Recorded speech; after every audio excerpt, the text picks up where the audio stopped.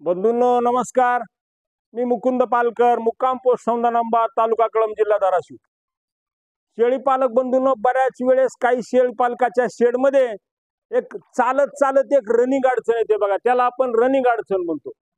आता ही रनिंग अडचण किंवा रोजच्या रुटीन मधली अडचण कुठली असेल जी की माझ्या शेडमध्ये आलेली होती, मी तुम्हाला त्या असणाऱ्या अडचणीत इत्थंभूत सगळी सविस्तर माहिती सांगतो. बंधूंनो, कृपा करून व्हिडिओ स्किप करू नका. नवीन असाल तर सबस्क्राईब करा आणि जर व्हिडिओ आवडला बंधूंनो तरच लाईक करा. आता ही नवीन अडचण कुठली बंधूंनो, या अडचणीचं नाव आहे बघा, याला इंग्लिश मधून म्हणतात आसुडोसिस. आसुडोसिस आणि अल्कोलोसिस ह्या वेगळ्या भिन्न प्रकारच्या असणाऱ्या अडचणी बरं का. हे दोन्ही असणाऱ्या बिमाऱ्या वेगळ्या प्रकारच्या आहेत, पण लक्षणं म्हणतात तर सख्य भाऊ आहेत. सख्या भावासारखे लक्षण आहेत, पण हे प्रत्येक शेळी पालकाला ओळखता आलं पाहिजे. आता हे आसुडोसिस म्हणजे काय ना अल्कोलोसिस म्हणजे काय, आता एवढं इंग्लिश मध्ये तुम्हाला मी सांगणार नाही, कारण माझ्या बऱ्याच असणाऱ्या बंधूला हे कळणार नाहीये. थोडं सोप्या भाषेत सांगतो. जसं आपल्याला पित्त होतं का नाही, पित्त आपण काही कमी जास्त खाल्लं ना, आंबट खाल्लं, तिखट खाल्लं, किंवा काही जणांना वरण खाल्ल्यानंतर जळजळ होते बघा, आणि त्याप्रमाणे शेळीला सुद्धा ह्या प्रकारच्या तक्रारी होत असतात. बंधूंनो, समजा तुम्ही एखाद्या वेळेस जर खुराक वाढवला किंवा एखाद्या वेळेस चाऱ्यामध्ये काही बदल झाला तर त्या शेळीला काय होतंय, पित्त होतंय. मग कधी पित्त होतंय, आम्लाचं प्रमाण वाढतंय, कधी अल्कलीचं प्रमाण वाढतंय. थोडक्यामध्ये एखाद्या वेळेस ऍसिडचं प्रमाण वाढतंय, त्याला आपण आम्ल म्हणतो, आणि अल्कली म्हणजे आम्लारी. हे वैज्ञानिक नाव आहेत बरं का बंधूंनो, पण तुम्हाला मी सोपं सांगतो.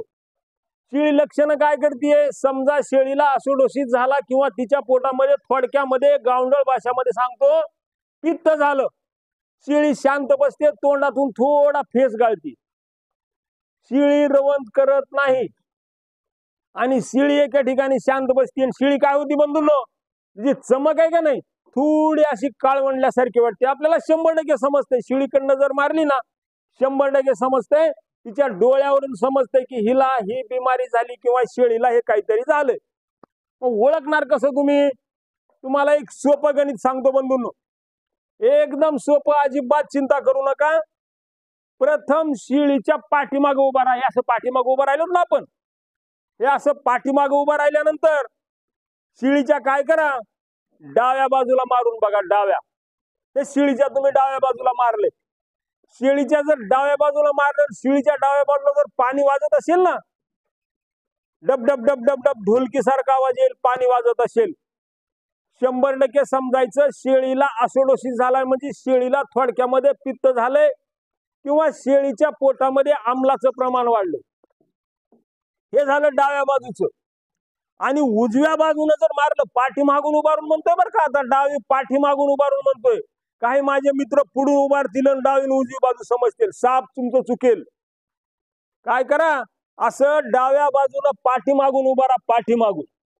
आणि पाठीमागून उभारलं ना, हे पाठीमागून उभारल्यानंतर असं ह्याच्या पोटाला असं डब डब डब डब डब असं वाजवून बघा. असं केल्यानंतर पाणी तुम्हाला गुट गुट गुट गुट गुट पाणी वाजेल. हे झाली डावी बाजू. आता दुसरी बाजू, दुसरी बाजू जर तुम्ही असं असं असं केलं ना उजव्या बाजूला, तर उजव्या बाजूला गुटगुट वाजेल.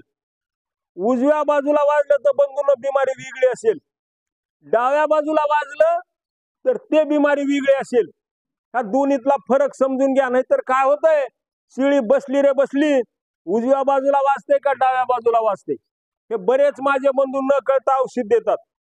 मग काय होतंय, समजा तुम्ही जर पित्त तुमच्या पोटात वाढलं आणि तुम्ही परत चहा प्यालात तर काय होईल, परत पित्त वाढेल. मग ह्याच ठिकाणी तुम्ही चुकतात. जर तुमच्या असणाऱ्या त्या शेळीच्या डाव्या बाजूला वाजत असेल आणि त्या शेळीचं पित्ताचं प्रमाण वाढलेलं असेल, अजिबात चिंता करू नका. इंजेक्शन नाही ना गोळी द्यायची गरज नाही, साधा इलाज सांगतो, साधा. जर डाव्या बाजूला वाजलं किंवा डाव्या बाजूला जर डबडब वाजत असेल किंवा गटगट वाजत असेल, तुम्ही समजायचं ह्या शेळीला पित्त झालंय. काही नाही बघा, साधा खाण्याचा सोडा, मग 10 ग्रॅम चारा, 20 ग्रॅम चारा, असं काही वेगळं काही त्याच्यामध्ये हे होत नाही. नाहीतर इनो नाही मिळाला तर साधा सोडा जरी तुम्ही तिला चारला ना, त्या ठिकाणी त्या शेळीचं असणारं पित्त त्या ठिकाणी कमी होऊन जाते.